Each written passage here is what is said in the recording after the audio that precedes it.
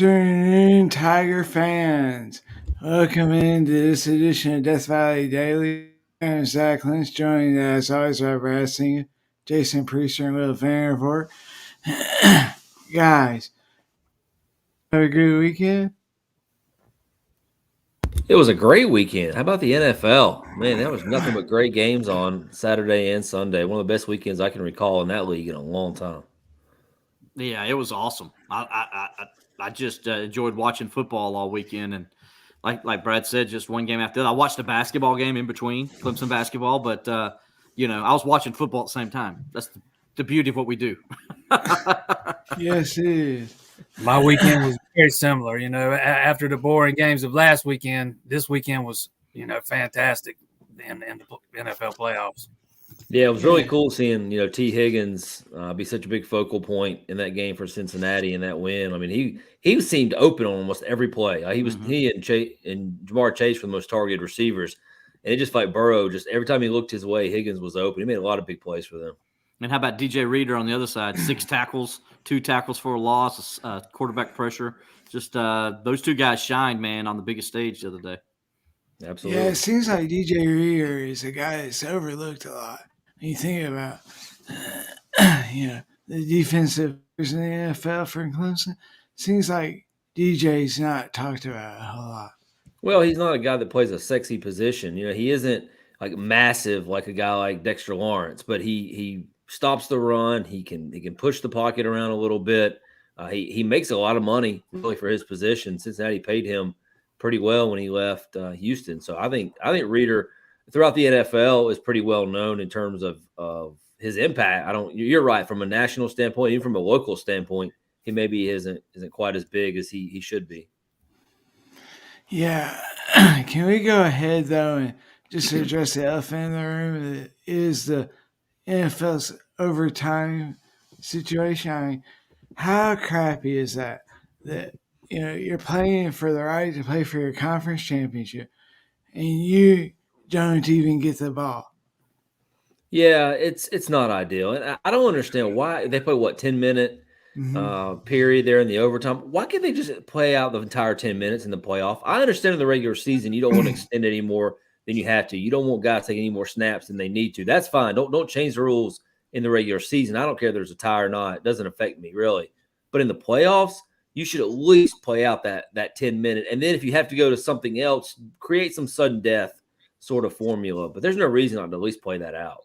I want to give Brian Hennessy credit for this. He was telling me earlier today that they should go ahead, and Brian Hennessy, sports information guy for baseball for Clemson, as you all guys know, just for people out there. Brian says they should, if the team scores first, like Kansas City did, then the other team should get the ball and be allowed to go down the field. If they score a touchdown, and since Kansas City kicked the extra point, you make them go for 2 points. That way the game ends there. It's either going to – that way there's no extending it or anything like that. I was like, man, that's really a good idea. So I would love to see something like that happen.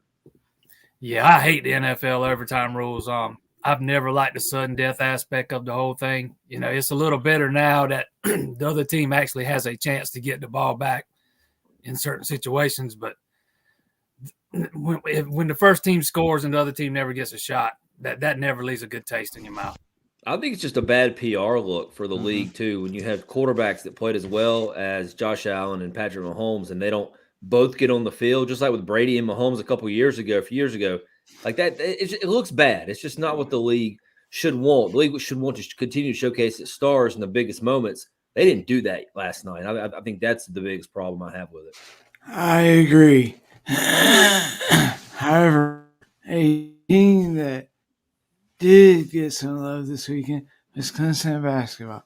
After we kind of had our way with them last week, discussing their woes and kind of is Brad Brown on the hot seat, they went out and really put together a fairly dominant performance against Pittsburgh. So, guys, how do you feel about Clemson's chances heading up to Duke? At least a little bit better than I did before Saturday night's game. I mean, I think that was let's just call it a must win for a lot of reasons. I think it was just more of a must bounce back and look competent again type of feel to it. But Look, Chase Hunter played really well, and that's a guy that we talked about on the show the other day as being like the guy that they need to start turning to. And whether he started or not doesn't matter. He needs minutes. He played 30 minutes in this game. He was 4 for 5 from the field. He was outstanding. So I think Clemson at least gives himself a better chance because they feel better. But they hit 12 threes against Pitt the other night. They're going to need that and then some to try to knock off this Duke team. This is going to be a really tough matchup because I'm not sure they're going to match up well on the glass with the Blue Devils.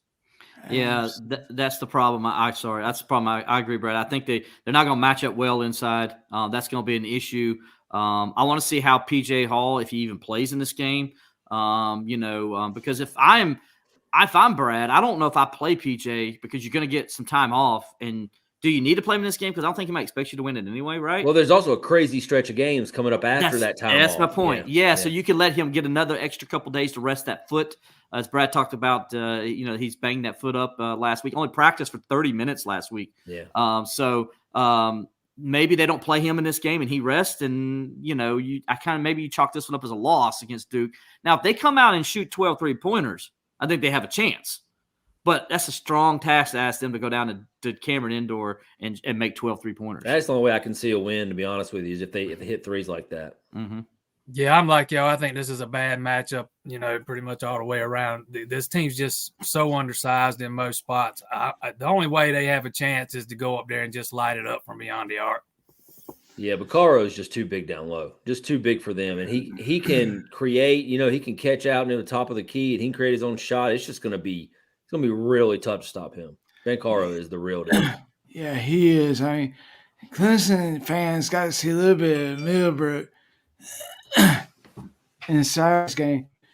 Do you think he can provide some kind of not stopping power down low, but can he actually provide some type of a formidable stance down low? I mean, he's a big guy. I mean, Brad talked about him today. I don't know. I mean, I think he's still in the very early developmental stages of his career. He came in reclassified. I think anything they get out of him is a bonus. I'm not sure they can ask him to do a whole lot this early in his career. Yeah, unless you're going to have him go in there and say you're just going to be a hack-a-shack.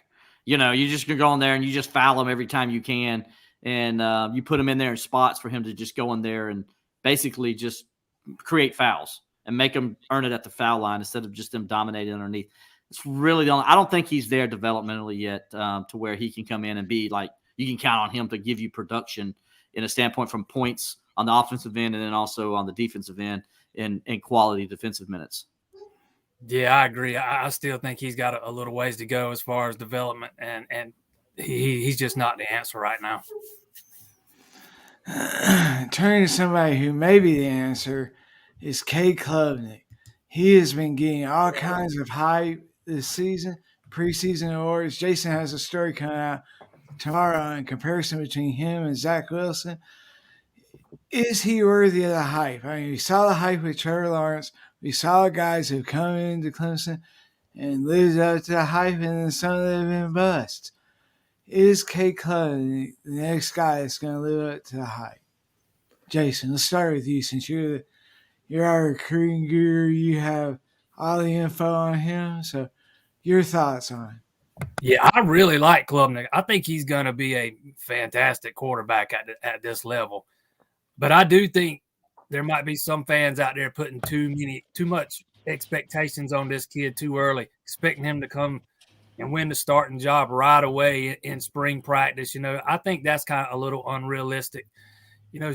Not every quarterback's going to be like Trevor Lawrence and be ready to go day one. And there's no guarantee that Klubnik's going to be that. I think he needs to add a little bulk before he's ready to play, week to week at this level. He's going to come in weighing around 185 pounds. And if he can, get up closer to 200, that's a different story. But right now he needs a little bulk. But, once he gets that bulk, I really like his potential, man. There's never a moment that's too big for him. He shines on the big stage. He's as accurate as any quarterback in this class. He's mobile. He can throw on the run. I mean, he can do a little bit of everything. He's got the arm strength. There's just so much to like about this kid.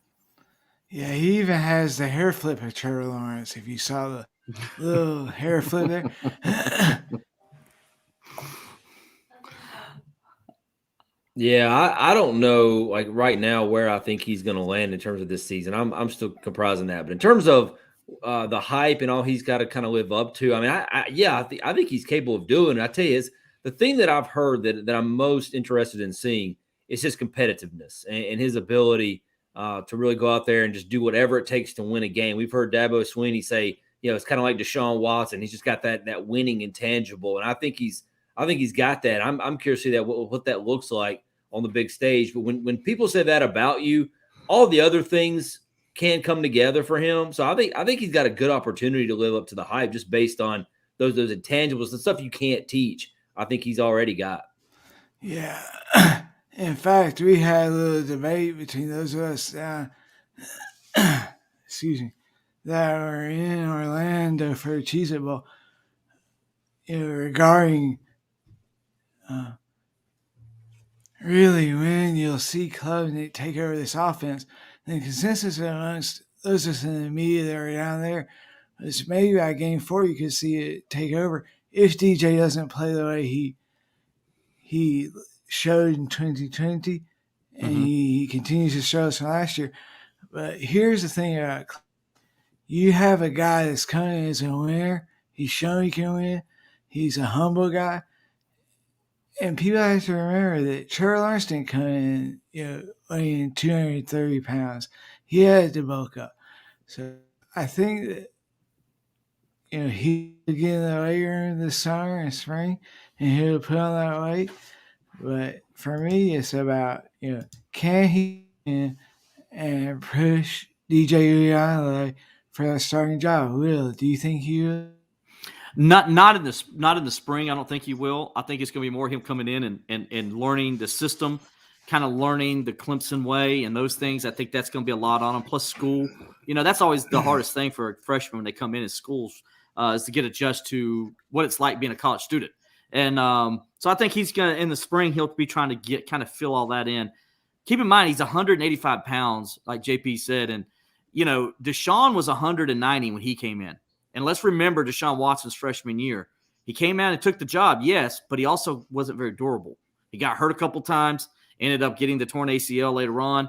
So putting that weight on is important. He needs to get bulk up because there is a reason for that. And so I think that's going to be big for him. And so if he doesn't get to the weight he needs to be at or where they need him at, I think it's going to be hard for him totally to get on that field because the coaches, I think, are going to be worried about him from a health standpoint because they remember Deshaun Watson years and how that freshman year, you just didn't know if Deshaun Watson was going to get up on the next play because he was taking so many hits and his just body wasn't ready for that. And it obviously showed up and why he got potentially hurt that season. Let me ask y'all this. I mean, DJ Uiagalelei has said that his knee is going to need some type of surgery heading in this offseason. If he is unable to go in the spring, does that change your outlook on Cade Klubnik? No, I agree with Will and Jason. He's not winning this job in the spring. This is not going to be decided anytime in the near future. This will be decided on the football field. I mean, just like when Trevor Lawrence got his opportunity in games and live action games, and he just kept. I mean, we all saw it. We were all down there in Atlanta at Georgia Tech. I mean, it was clear as day who the better quarterback was, but we didn't see practice. We knew it on the field, and so I think that's what it's going to take. So Will's 100% right. There's so much that Klubnik has to go through just to be ready to contribute in the fall. Not win the job, just contribute in some manner. He's got a lot to learn. There should not be any pressure or hype on him to win this job in spring ball, no matter who's out there. How big of an impact does Hunter Johnson returning to Clemson play a role in Dabo maybe being able to pump the brakes on Cade Klubnik a little bit? Well, I think Hunter can help bring Klubnik along maybe a little bit quicker because I think, Hunter is going to be more of a coach role, if you will, in the room, the experienced guy. And that's really – Dabo's right. That's what that room didn't have. It didn't have anybody who really understood how to play the game this level. And I'm not saying Hunter Johnson can play the game this level in a great way because he didn't, or else he wouldn't be transferring back to Clemson. But he does understand and the knowledge that you get from 4 or 5 years of going through college football is something he's going to be able to put on these guys, because nobody in that room this past year had actually played real college football to that degree. So, and going through the season and being prepared, having to watch film, all the little things, he'll help everybody in that room. I don't think there's any question. Now, is it a great impact? Does it decide the way that position develops over the season? Probably, maybe not to that degree, but I do think he can impact those individual people. Yeah, I agree wholeheartedly that he's going to be a guy that comes in from a brain trust situation, that's going to be able to say, hey, remember, he's went through the system, so he understands what they're going to ask the quarterbacks to do. That's going to help Cade a lot, to have that guy to lean on. Because I remember, Trevor Lawrence talked about, having that kind of experience there when he was there. I believe it was Hunter and the young man that went to Jacksonville State were still in the room at that time before they transferred out. And that helped. Yeah. Zarek Cooper, you had Tucker Israel, you had Kelly Bryant. He had that to lean on. That was a stacked quarterback room. Right, and they had that to lean on. That helped Trevor. I remember Trevor talking about how having Hunter there that spring helped him a lot get ready for the season, and I think that's going to be the same way here. And I think Hunter's a smart young man. He went to Northwestern. He's a smart guy. He's going to be able to come in there and really help Cade get ready for this season as far as how he understands the offense. Yeah, I agree. I think that's where he's going to be the biggest asset, in that room from an experience standpoint. He's been around for a while. He's kind of seen it all. He's won the job. He's lost the job. I mean, that's something that DJ and Cade Klubnik can kind of look to him and rely on him and kind of look to him for that leadership in that room, because he's been around. He's been through it all before. And to me, it says something about how missing that element was in that room last year, that they're not even sure that DJ is going to be that guy this year, that they felt like they needed to bring in a Hunter Johnson. It's telling in a lot of ways. Yeah. I mean, I was shocked last season just watching the press box. You look on the sidelines, you see there is no passion for that quarterback position. There's nobody grabbing somebody by the face mask and saying, hey, you need to get your ass in the game or get your head right. You just didn't see that. And Trevor Lawrence really wasn't that guy, but he had other guys around him that could take that mantle. You had guys like Christian Wilkins, Dexter Lawrence, Clelin Ferrell. Those were guys that were going to be leaders on offense and defense. This team, I think, lacked that. But the one area of this team that could be better than next year is the wide receivers. And stock up or stock down. Clemson's wide receivers in 2022. I think that this is a pivotal year for this group. I think you have a lot of talented guys that contribute as freshmen. Dakari Collins, Bo Collins. You even have guys like E.J. Williams, who is hurt for a good bit of the year, returning and going to play big minutes. And then Joseph Ngai. He's a guy that we haven't talked a lot about.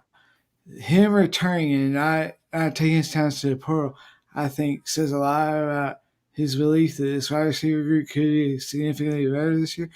Will, you have a story that you ran, I believe it was today, on the wide receivers. Your thoughts on this group? Yeah, I think getting Joseph Ngata back was huge for him. As far as stock, I would say the stock is up for them because he can't get any worse than it was last year. I mean, it was bad last year, guys. Let's be honest. It's the worst we've seen Clemson's wide receivers in a long, long time. I think I put it up. It's the third worst yards per catch average since 1948, I believe. So it can't. Yeah, they didn't throw a forward pass in 1948. I mean, they didn't throw it much. And so Will was there. Will was there for every home game. So it was. It was definitely going to be up this year. Having Ngata back, I think getting a healthy EJ Williams back is going to be huge for them because I think he's still that kind of guy that can have a big year for them. I really did. I thought last year he just was banged up all year, never got a chance to get healthy, and it really hurt Clemson overall and his production as well. And then, you throw in the Collins kids, they had a great freshman year, I thought, overall for them to come in, and they had to start at the end of the year, guys. I mean, both of them were starting at the end of the year, and they're just kind of like, think about it. T. Higgins didn't even start at his freshman year. Neither did Mike Williams. These two guys had to start as true freshmen because it was so bad, the injuries and everything that was going on. So you get those guys back with experience. Troy Stiletto is going to be back. He's going to be healthy now. You're going to get Spector back. He's going to be healthy. So they got a chance to be a whole lot deeper, a whole lot more productive. So the stock is definitely up for this wide receiver core next year. Yeah, you're 100% right, Will. It can't get worse. And I think what's curious to me about this is the expectation of this position. The reality is it's changed. Okay, this has been wide receiver U for a long time, but last year was such a step back. And I know there's a lot of reasons. It's not just that core group, but they have so much to prove. They could have to regain, I think, people's trust in them as a position because they lost it. They just did. They weren't very good. They had a lot of drop balls. The routes didn't look crisp. Guys kind of just wandered around, and it's hard to say that they lose a guy like Justin Ross and get better, but you're right, Will. They're not going to be any worse. And I think the way the Collins guys came on last year, they blocked better. Once they committed to being a run team, I thought the receivers were better blockers. You talked about something. I totally forgot about E.J. Williams. I mean, to be honest with you, I hadn't even thought about him. He's been out of sight, out of mind for so long. Joseph Ngata is kind of the same thing. It's like, hey, if they get something out of those guys, it's a bonus. But I think it's going to be a lot of Dakari and Bo next year. And I think Antonio Williams and Adam Randall are also going to factor into this a little bit. Now, I don't want to go too deep into the freshmen, and maybe Jason can speak on this. But it's hard to play right away, Clemson. It's not easy. Look how long it took Bo and Dakari to make an impact. So I don't want to ask them to do too much right now. But from a holistic sense of this group, they to me personally, they have a ton to prove. I'm not so sure I'm going to buy a ton into those receivers until I see it. Yeah, I think the stock up's on the receivers too, because like Will said, it's hard to get worse than they were last year. I mean, they just weren't playing well before the group started getting really ravaged by injuries. The blocking wasn't the same. Like Brad just said, the route running wasn't the same. So there's really nowhere to go but up. And y'all mentioned E.J. Williams a couple of times. I think that's a guy that can be a real difference maker for this team next year. And both the Collins kids too. I really like Bo Collins and Dakari Collins, particularly Dakari and down in the red zone. He's such a big target, 6'5". He can go up high, point the ball. I'm really looking forward to seeing what those underclassmen can do next season.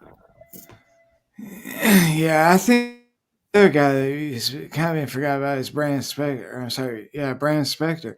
I mean, I think if you're looking for a reason for Clemson's lack of success this season, I think you have to think that it's the 5-man, the 9-man. They did not have that Hunter and Fro type guy who could go across the middle, who could draw linebackers in and safeties up and kind of take away that to play cover 2 and cover 4. Because they didn't have that guy. Troy Stiletto, he by Dabo's admission, didn't learn the playbook, and he was kind of floating around, kind of doing his own thing for a little bit. And then you have Spector, injured. I think that Dakari Collins can fill that role admirably, but he's not. That's not a position that's made for him. I mean, he's like Justin Ross. They used him, or they had to have him because it was basically you either put Dakari out there or Will Sweeney, who started in the bowl game. Jason, what do you think about Antonio Williams and Adam Randall? What kind of roles? I mean, granted, I don't want to put too much on them right now, but what kind of roles could they be playing? Antonio Williams isn't enrolling early, so he won't be here until later. So it's really going to be hard for him to contribute a lot as a freshman. And you're going to have guys like Troy Stiletto. Same issue as Troy Stiletto. He did not enroll early. He saw the issues with the playbook. He's going to have a ton to learn, and in a short amount of time, Stiletto got behind real quick last year, and it ended up where the staff just ended up having to redshirt him. I'm not saying Williams is going to redshirt. It's possible. Maybe he doesn't. We don't see kids redshirt as often as we used to, but I think Randall could have a bigger role. It just depends on how he comes along in the spring. But the wide receiver room's so deep, his opportunities might be limited too. But I think those guys both have high ceilings. I really like Antonio Williams. He's one of the smaller, twitchy guys. And I was about to say, you get Brandon Spector back, and Will Taylor moves over into the wide receiver room. and Stelato's a year more experience. That's 3 guys with similar body types that's going to be ahead of him on the depth chart. Although Antonio can play inside or outside, it's still going to be a lot to learn in a short amount of time. So I would say his opportunities as a freshman probably be more limited. I like bringing up Will Taylor. I forgot all about Will Taylor in this scenario because I think he's a guy they went ahead at Boston College game and they started him, at the 9, and he was and they thought, okay, this is going to be our future. We're going to ride with him now. And then he tears his ACL in a non-contact play in that game, and he's out for the season. That kid's probably from an athletic standpoint is probably the most athletic guy in the whole group.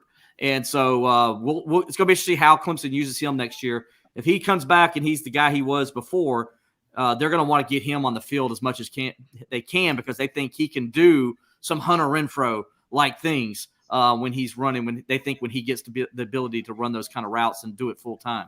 I feel like slot receiver is going to be like the new tight end now. We're just going to spend all off season talking about who's finally going to step up. Who are they going to get? Who's going to get him the ball, throw him on third down? Like, this is going to be the same conversation we've had about tight ends for the last 4 years. True, but here's a better question: is this the deepest and most receiver group that Clemson has had since maybe the 2018 season? No. For wide receivers? Mm-hmm. No. It's not. To me, it's not even close. No, yeah, I agree. That when you look I'm sorry, Will. I'm just gonna say that there's not an NFL guy. Like, there's not a first round NFL guy on this right now that I can point to, and we've been able to say that pretty much every single season for how many years now? Forever, it seems like since Nuke was here, basically. I agree with you, Brad. I don't think they're right now. I can say this guy's definitely first round NFL talent. You had that with Nuke, you had that with Sammy, you had that with Mike Williams, you had that with T. Higgins, right? So you just don't have that right now. I think there's some guys who potentially they got good ceilings, can maybe get there. But I like Brad said earlier, they got to go prove it to me. Go prove to me you can be that dominant wide receiving core that you were a few years ago. Because last year was just so awful. As Jason said, they were bad before the injuries even started. Just guys just did not look good running routes or anything, and definitely didn't look good when it came to run blocking. Yeah, and that had to drive Dabo crazy. I mean, being a farmer to go out there and watch his receivers underperform. I mean, you saw. Let me think. I was trying to think. Did Dabo ever say anything positive about this group all last season? He did in the preseason. He said, "Take a picture of this group." Somebody burned that photo. That photo is never going to be seen. That photo got deleted on somebody's iPhone. Yeah, it never made it to Instagram. That was the only thing I remember him saying. Take a picture of this group. You're going to want to remember these guys. Ooh, no. That picture comes up on somebody's Facebook memory. He's going to delete it. Yep.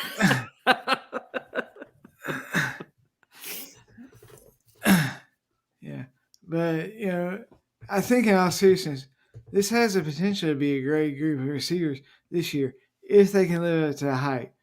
But like everybody said, I think Raleigh has shown me kind of position with this group. So heading into spring practice, which starts here, the 1st of March, I guess,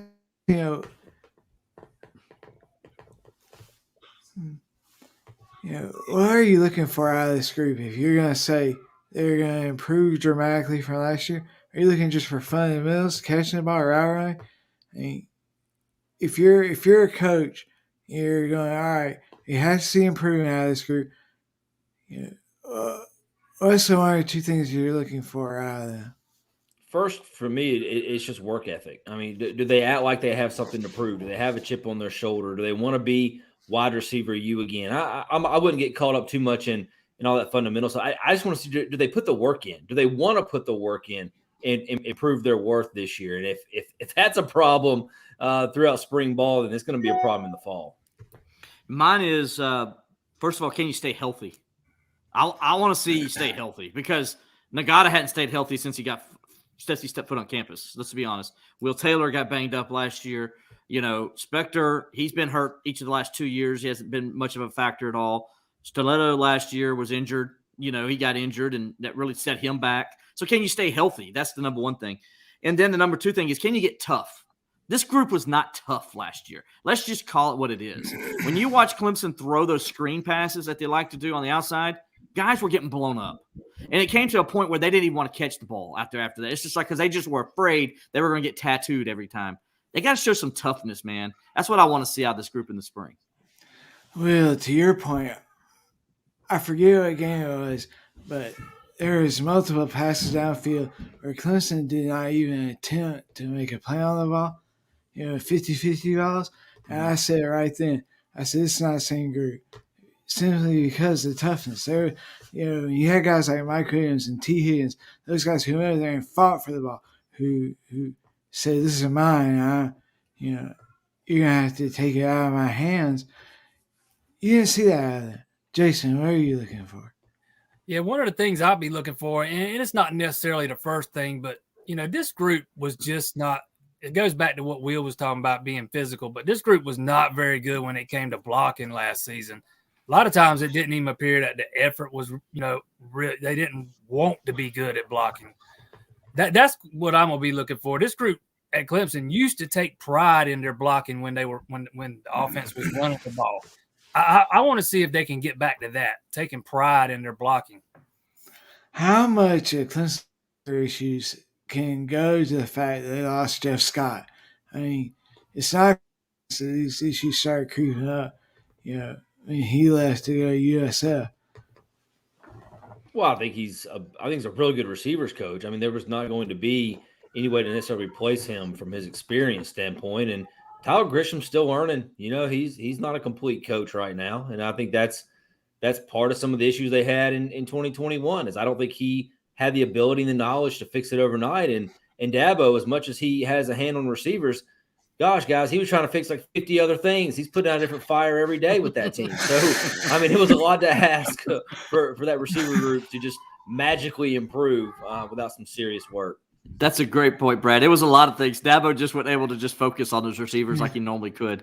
And, and Tyler is learning. We forget that, he's a young guy. He's only in his third year now coaching. Remember Jeff Scott, his first couple of years, he wasn't great either. But it took time. It took practice. And, he's going to get better. I think Tyler's going to get better. He probably learned a lot from this season. I think he probably now here in this offseason leaning a lot on Dabo on what to do to get better. And I think you're going to see them get better and get tougher. And so I think, though, if you say, do you blame coaching on some of the problems? I think you have to, just because he's an inexperienced coach. And, hey, look, they digressed this year. There's no doubt about it. There's a lot of reasons for it, but they still digressed, and it does come down to coaching at times. And I think that was part of the issue, yes. This will be a big year for Grisham on staff. Very big, important year. Mm-hmm. I was about to say the same thing, that this is going to be a big year for Tyler Grisham. We all know he's young, still learning, like Will just touched on. He's still kind of growing into his role as a coach. But, yeah, I think this is going to be a pivotal year for Tyler Grisham. Those receivers have to play better than what they did last year. They have to play a lot better than what they did last year. Absolutely.